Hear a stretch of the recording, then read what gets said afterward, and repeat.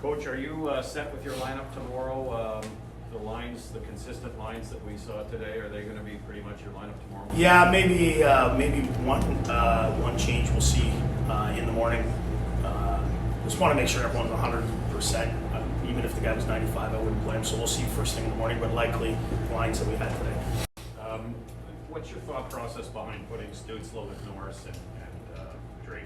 Well, all along, the plan was to have Stützle with Pinto and Connor Brown, but things change when Brady's not here. So things change. You have to score goals, and right now we're defending pretty well. We're not giving up much.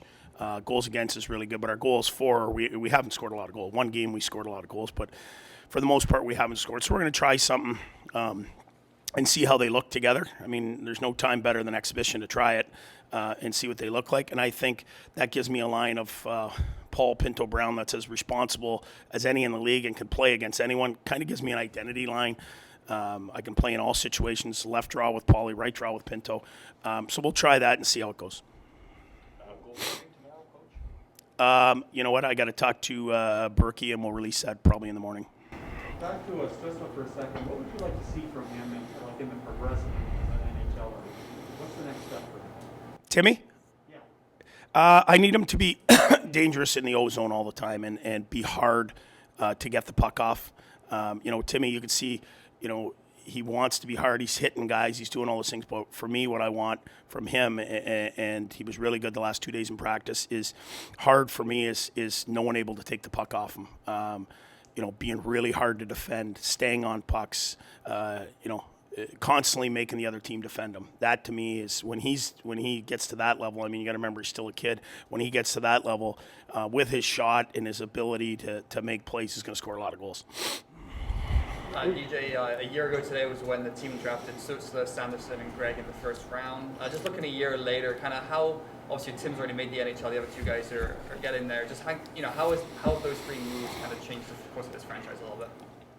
Well, for sure. I mean, it's the advantages, I guess, of finishing at the bottom is you get a good player in the draft, and Timmy certainly is that, and Sanderson. By all accounts, is one of the best defensemen outside the NHL that's not playing right now. So, these are game changer players, but it takes time as well. I mean, you can't expect a ready-made player. It doesn't matter. You look at Lafreniere, went first overall last year. I mean, he has his struggles through year one, as did I remember Joe Thornton when I was a kid going to Boston and barely playing and barely having points. And then all of a sudden these guys go on to be Hall of Fame players. So it takes time, but the pieces are there. A lot of pieces are here, and a lot of pieces are coming. Do you have any more of an update or a timeline on Colin White today? Yeah, we're going to hear more today, but it doesn't look good. It looks long-term, but we'll hear more today, and we'll have something official for you tomorrow morning. And I just want to know, you'll play your last game on Saturday, and maybe Sunday you'll do some cuts. Do you have a plan kind of between Sunday and Wednesday for, oftentimes teams do some team building stuff, how do you plan to use those 4 days going into? Well, typically you'd have a Sunday off, but I don't like practicing 3 days in a row. I think it's going to get monotonous for the guys. So we're going to come in and have a bit of a fun day on Sunday, some skill stuff, and give them Monday off, and then we'll get down to work Tuesday, Wednesday, and away we go. So I think they have a dinner planned with the wives and everything, kind of for themselves on Sunday. Been Thanksgiving and all, and I'll have the coaches over with me. But it'll be a bit of a fun day on Sunday, and then we'll get down to real Tuesday. Can you tell us what you're getting joining Mete with Zaitsev and what kind of dynamic you're establishing with Delzato and Brown? Well, we have 8 guys here that are all capable, and outside of Shabbat and Zub, everyone has played with different partners, and we don't have the answers as to who's going to end up being the best pairings and whatever. So now we got 2 games left to tinker around and see. What does Mete look like with Zaitsev? What does Brandstrom and Holden look like? What does Brown and Delzato look like in practice? So it's time for us to kind of toy around with it and then come up with a final answer. Like I said, you're not always going to be right, but you want to make sure you give everyone an opportunity to to kind of look or play with a guy and see if maybe you hit lightning in a bottle. Is that a sign that maybe he's elevating things here in his play through camp, or how do you view this couple weeks so far? I think he's one of the more underrated players when it comes to his ability to defend. I think when you see an undersized guy, you always think puck mover and he does that very well, and he skates. But undercover penalty killer, undercover defender. He doesn't give you a lot of time in the neutral zone. He can really skate. If you were just watching the drills today, him and Zaitsev in that 2-on-2 drill, I don't think anyone got by the blue line on him. I mean, they're both got really good feet, and they both defend really well. So, him and Brown played really good down that last stretch last year. And just see what him and Zaitsev look like on the road. I think you can put them out there arguably to play against anybody, anytime. But we'll see what it looks like. What have you seen from Batherson in camp? Like, I know he came in on a trial basis and whatever. Has he been the veteran guy you expect and know?